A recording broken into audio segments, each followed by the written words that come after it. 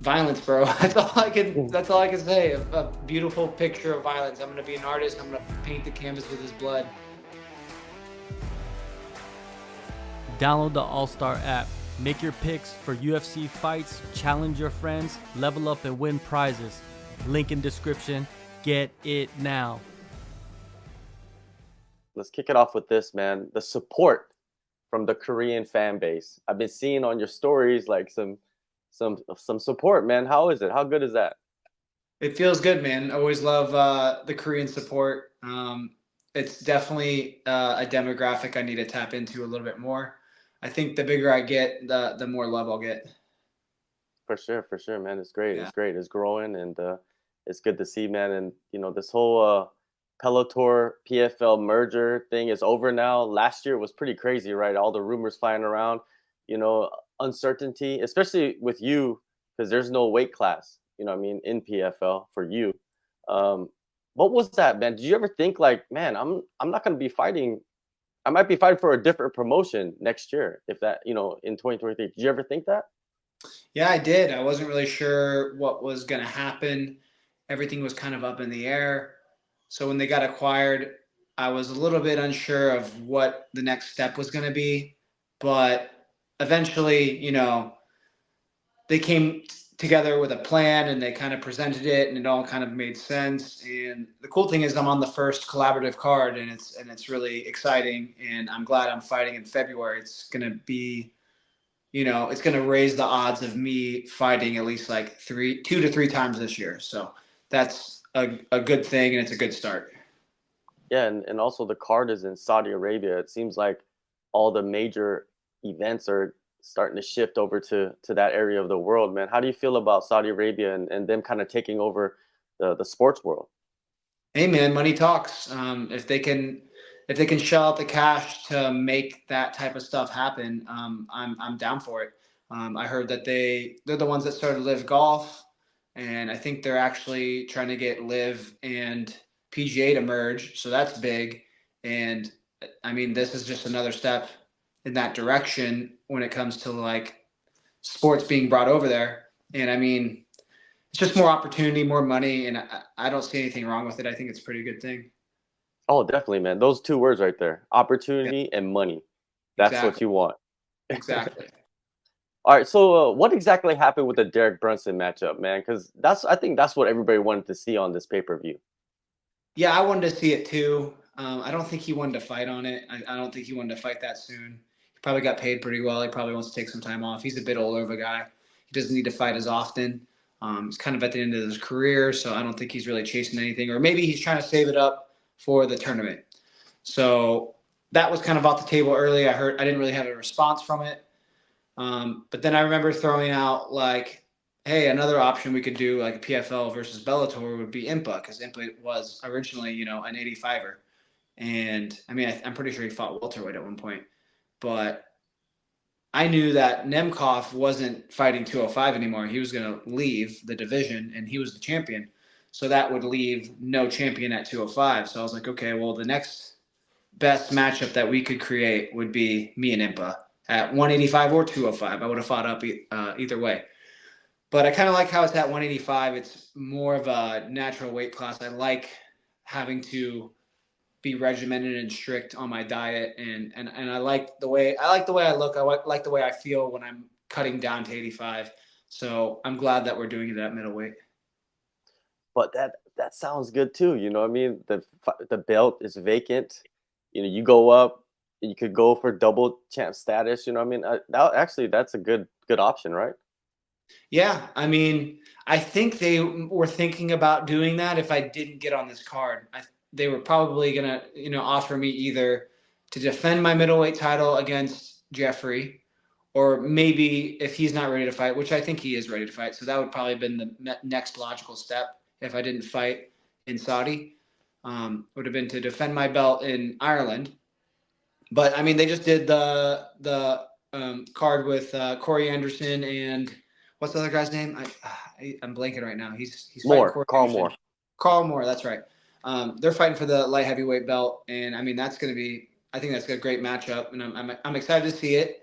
But we'll see who wins, and then I'll defend my belt, and then if the paths cross and we get there, man, I wouldn't mind being a 2-division champ, especially once I've beat everybody in the division. There's no real opponent left, so it's like it's almost like the next best step. Or we get a big card together and we do a Bellator PFL card, and maybe I get my match with Brunson. So there's a lot of good fights we can make now that PFL and Bellator have collaborated. Yeah, speaking of the Belfast card, they just said that Fabian Edwards versus Aaron Jeffrey is in the works for that card. What is your really? breakdown of that fight? Yeah, today, just like not even too long ago. Oh, nice. I've heard of that too. It's an interesting one. I don't know. Definitely Fabian has the edge on the striking. I would say Jeffrey has the edge in the grappling. We'll see. I'm not sure who would win that fight. Yeah, that's sweet. I kind of heard that might be the next matchup, since I'm fighting in Saudi. So that might be, they're trying to line up somebody to be the for me to defend my title against. But they need to get Tokov another fight. There's Gegard hasn't fought since he lost to Fabian. I think we need to make some better matchups too, I think. I'm not sure. I feel like, if anything, they're trying to get Fabian to turn around again and fight me again real quick. That's what it seems like. But I'll fucking whoop his ass again. But I'd much rather see how Tokov fight again, see how he looks. I just want to see the whole division kind of fight to see who can fight for the title next. For sure, yeah, shake it up, a little bit. Let's go back to the fight that you actually have coming up. Impa Kasanganay. What are your thoughts on him and the fighting style that he possesses? Really durable guy, likes to move forward, boxes a lot, has pretty good cardio, has decent get-ups, decent grappling defense. But man, I'm just better than him everywhere. I'm just better.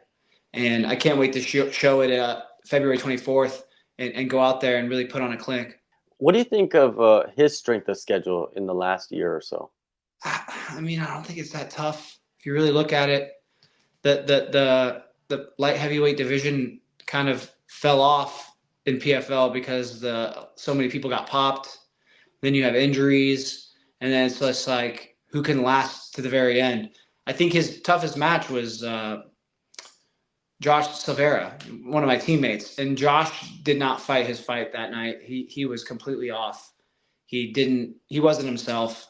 But not to take anything away from Impa. It's tough to fucking just fight that many times in a year and win all those fights. And he's a great mixed martial artist, and he's a tough guy, and he's not going to be an easy win. Definitely going to have to go out there focused, and definitely going to have to go out there and impose my will on him.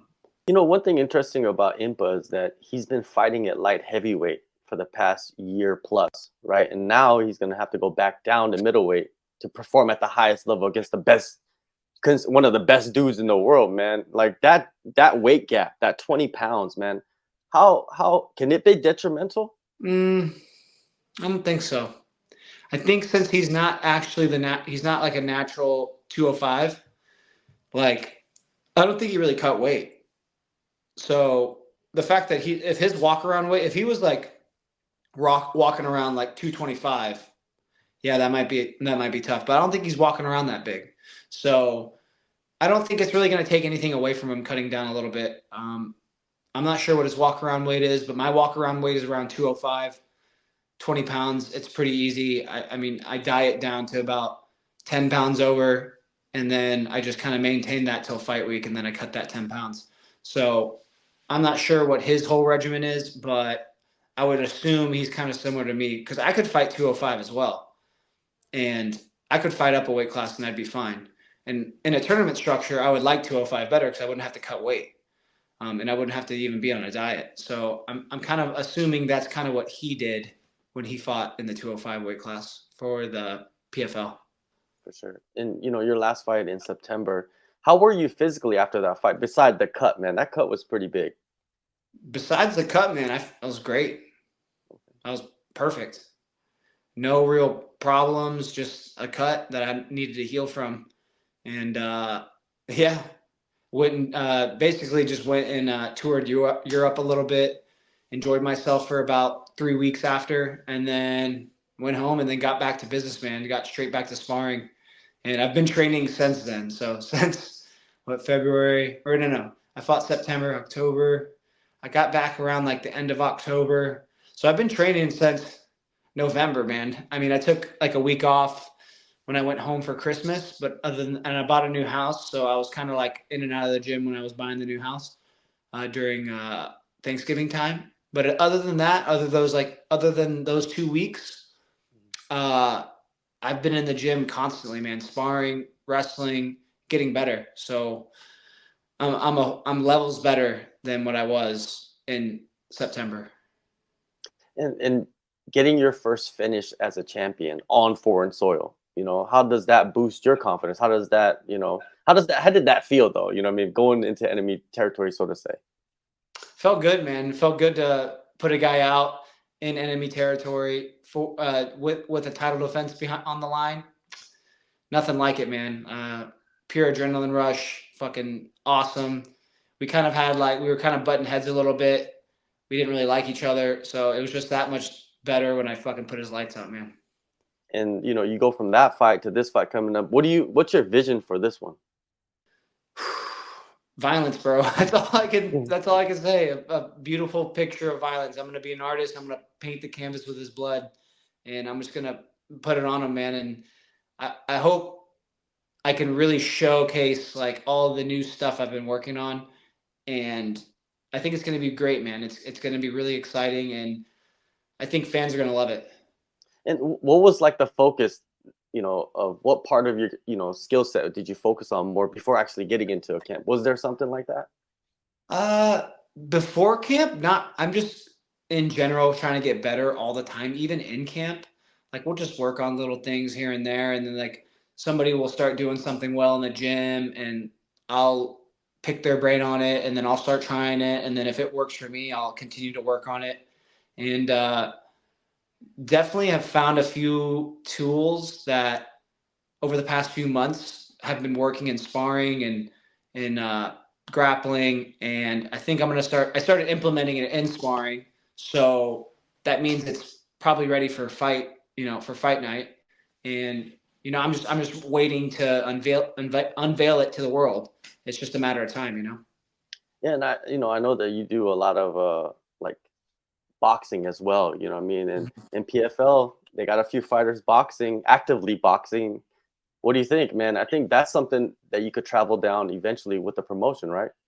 Possibly. I'm not a huge fan of trying to do both because then you're taking time away from one, and it's really hard to balance. And it's two different sports, two different types of martial arts, and yeah, I feel like if I want to be the best fighter in the world, and I really want to dominate, I got to focus all my energy on one sport. If if there's a bunch of money involved and it's gonna make it worth my while, possibly, but I don't really think that's gonna be the case when it comes to me. With that said, do you think Francis Ngannou comes back to MMA? Bro, with the amount of money he's making, I don't know, man. He doesn't have to. He could fight one more boxing fight and never fight again. It's just like he's good. Yeah. Like, he doesn't have to. Maybe. I'm not sure, man. I don't know what's going through his head. I don't really know him that well personally, but it seems like he could just take the boxing route and then just never fight MMA again. Or, he can just do both just because he wants to. Regardless, dude, the guy's taken care of. He never has to do a thing again after this. Yeah, man, I think most fighters, that's what they're striving for, right? Is to Exactly. be set, right? Someone proposes to me about about the merger is that they should have a ranking system combining PFL and Bellator fighters. Do you think that makes sense? Kind of, I guess, but not really. What you could do is just have your separate ranking systems. And then when you do a collaborative card, you just say, okay, this is the number one Bellator guy versus the number one PFL guy at this weight class. Champ versus champ. That's kind of what we're doing now. So yeah, I could see like maybe a pound for pound ranking with both organizations. That would be interesting. maybe a rank. Yeah, I guess you could do rankings with both organizations in each weight class, but then you obviously have to have your own respective rankings in each promotion. I don't know. That's a lot. That's a lot. I feel like just sticking to each promotion having their own ranking system and pound for pound system would make the most sense. And then, yeah, that just makes more sense. Let the media sources kind of do everything else. How they do each weight class, and it's regardless of promotion. They have some Bellator guys in there, maybe some guys from one, and yeah, just leave it to that. I think that's just too much, in my opinion. All right, a guy that you're close to, Jorge Masvidal. He said he's coming out of retirement to fight again. What are your thoughts on that? Because I know you train with him, so you know how he is. It's good, man. I think it's good. I think he misses it, and I'm glad he's getting his feet wet again, especially in boxing. I think it's going to be a great avenue for him to continuing his legacy and his journey in martial arts, and also just staying relevant. It's when you build such a big name and you fall off the face of the earth. I mean, not that he did, but like not being as active, like fight wise, it's not as exciting. He has this fight promotion, which is doing really well. He has a lot of things going on. I think him jumping back into fighting, especially in boxing, is going to be huge because of his name, and he's going to stay relevant. And also, I think he's going to surprise a lot of people, man. That dude has hands, and he's fucking good, man. Like a lot of the problems that he had in MMA was people wanted to take him down. Now we're boxing. You can't take anybody down. You have to clinch, or you gotta strike with the guy. So I'm really excited for him. I can't wait. Yeah, I completely agree. I'm gonna see him box as well. And he's considered the king of Miami, and Rick Ross says he's not. Man, have you seen that video yet? Like Rick Ross saying like, Rick Jorge, Ross. who? Yeah. Rick Ross is an idiot, bro. He stole his name from a real drug dealer. His name's fake. He's not even. It's so funny. Rick Ross, though. I mean, shout out to him. He's a big deal, I guess, down here in Miami. He was at this like karate combat thing. It was really weird though. It was at like some dude's mom's house, and it was like very interesting. Like really, you couldn't see the fights because the layout was bad. It was in a neighborhood with an HOA. Nothing made sense. It just seemed so hectic. Some of the fights were cool though, and I kind of understood like what they were going for. It just logistically in my head, I was like, dude, this makes zero sense. But I mean, I guess they made it work. It was crazy. Imagine like thousands of people showing up to like a mansion in a HOA, like a homeowners association in a neighborhood that's gated. Bro, I was like, what is going on? Is this like giant house party? It basically was, but it was crazy. Basically it was. It was crazy, Yeah. man. Man, it seems like, well, it doesn't seem like it is true that Southern Florida is like one of the major hubs for mixed martial arts. You got so many fighters there, so many good gyms. And, there's always a lot of like, I guess, eyes everywhere. Like, so if something happens, like most people will know. I'm talking about, I wanted to ask you about the Colby Covington foot injury thing, because I talked to Gilbert Burns, and he said people are saying that Colby was walking around playing poker in Miami after the fight, and no one saw a cast. Like, what's up with that? He just likes to make excuses, bro. He looked terrible. He's well past his prime. He doesn't have a shot. So I think he knows he doesn't have another title shot left. Like he's not going to be able to climb back up. So I think he's just trying to make every excuse to where, it's like, oh, he broke his foot. Okay, you gotta let him rematch. Like he wasn't 100%. It's like, bro, he's done. Like in my opinion, he has a couple more fights left. He's going to be a stepping stone to the title. And yeah, bro, this is just that guy's like a pathological liar, like saying he had brain damage or some shit. And then he was like out playing poker when he had supposed brain damage. He's always playing poker. So, I mean, sounds like a degenerate gambler. And I mean, he broke his foot, and then all of a sudden he's playing poker. So it's like poker must be really important to him.